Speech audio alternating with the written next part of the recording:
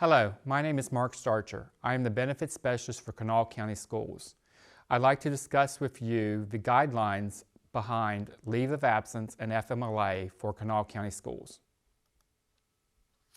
The most important thing to know about FMLA is it does not guarantee pay.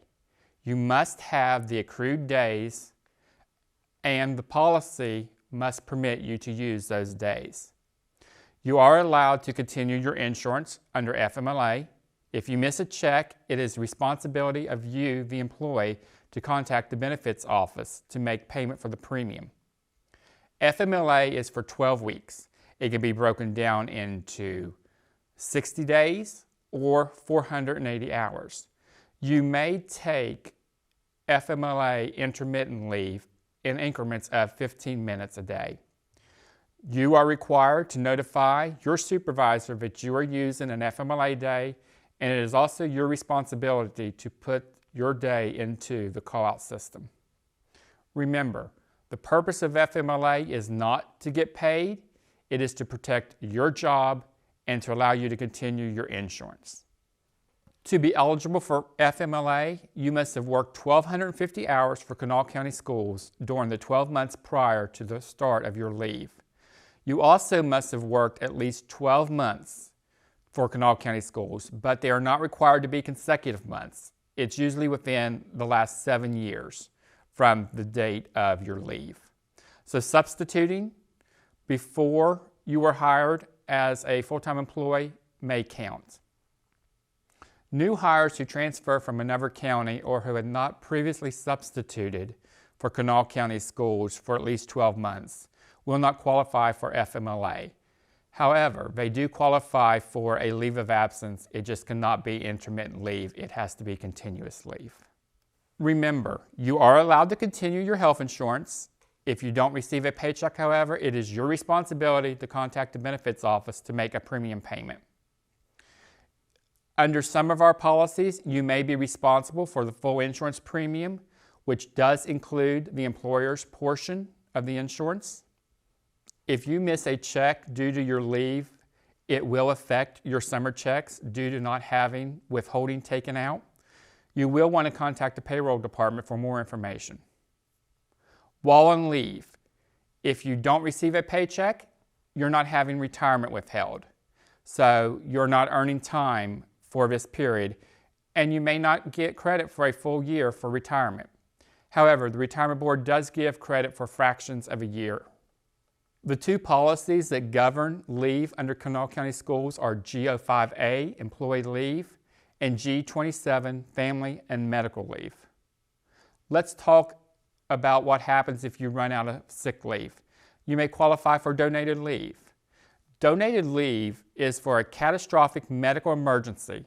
This means a medical or physical condition that meets the following 3 criteria, and it must meet all 3.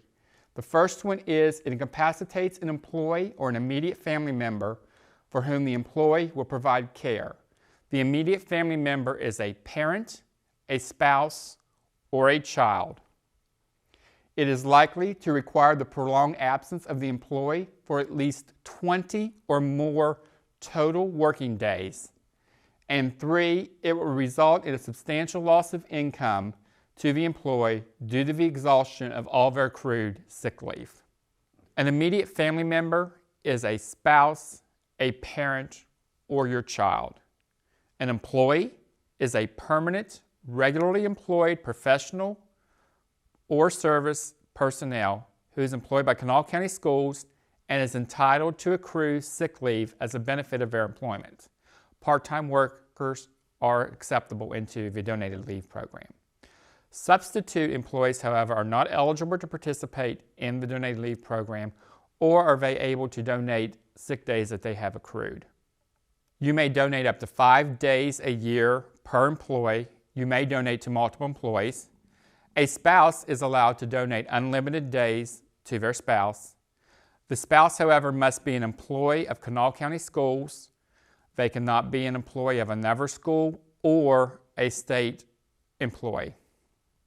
To participate in the donated leave program, you will need to complete the request for donated leave form and also the physician's statement form. A donation to an employee does not have any effect upon any incentives offered by Kanawha County Schools, and it does not count as an unauthorized absence under our attendance policy. If you receive donated sick leave, these checks will not have insurance deductions taken from them. You will be responsible for contacting the benefits office to make arrangements to pay your insurance premium. Also, if you receive a donated leave check, this will have an impact on your summer checks. You will want to contact the payroll department regarding this. If you're on a long-term medical leave, you may qualify for disability through Mutual of Omaha. There is a 45-day calendar elimination period from the date of illness or injury or exhaustion of all paid sick leave, whichever is greater. The calendar days are not the school calendar. It is a traditional calendar. Holidays and weekends count in the 45-day period. You may receive up to 66 2/3% of your pay or $1,500 a month, whichever is less. The most that you can make on disability from any source of income is $1,500 a month. To request disability, you will need to contact the benefits office. Important note is that Kanawha County Schools does not have a decision-making in the determination if you qualify for disability. All decisions are made by Mutual of Omaha. If, while on medical leave, your medical provider states you are not able to return to work and suggests that you qualify for disability, the retirement board has a disability retirement program. You must have 10 years of service to qualify, and what this does is it allows you to begin drawing your retirement check, and it gives you 25 years of service for insurance purposes.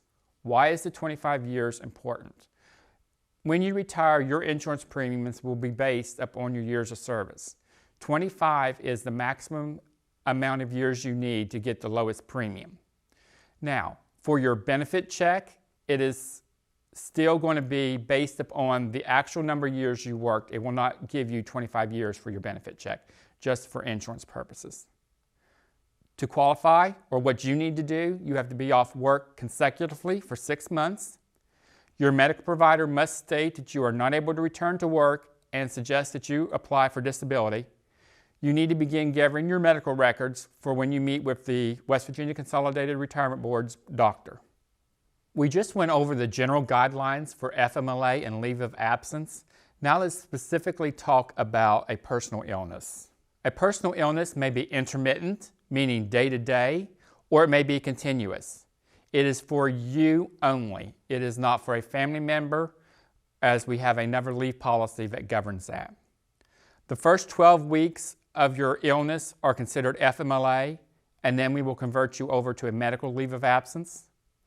After you exhaust all sick leave, you may qualify for donated leave or through disability through Mutual of Omaha. You may continue your insurance while on a medical leave. Of course, you are responsible for your share of the premium. If your medical leave is extended longer than 1 year, you will be responsible for the full premium, which includes the employer's portion.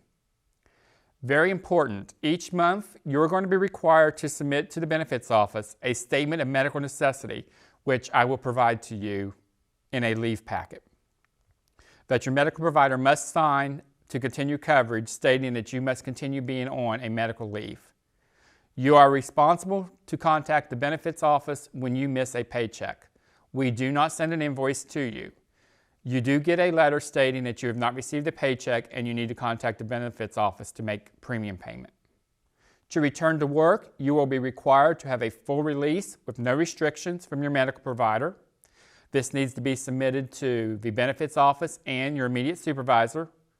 It is also a good idea to make sure that your school secretary has not put all your days in for the rest of the year, and if so, they are changed and payroll is notified so that there's no lapse in your checks.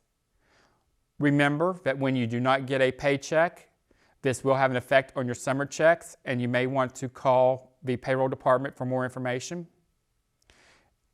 Anytime you have questions, don't hesitate to contact me at 304-348-6699 or you may email me at mbstarcher@mail.kana.k12.wv.us. What are your responsibilities? You're required to notify your supervisor that you are taking an FMLA day, and you are required to put your day in the call-out system. Remember, FMLA is only used for what the medical provider documented as your medical condition. You are documented, for example, as having migraines. You cannot take an FMLA day if you come down with a stomach virus. That would just be a regular absence. If you miss a check, remember you're required to contact my office.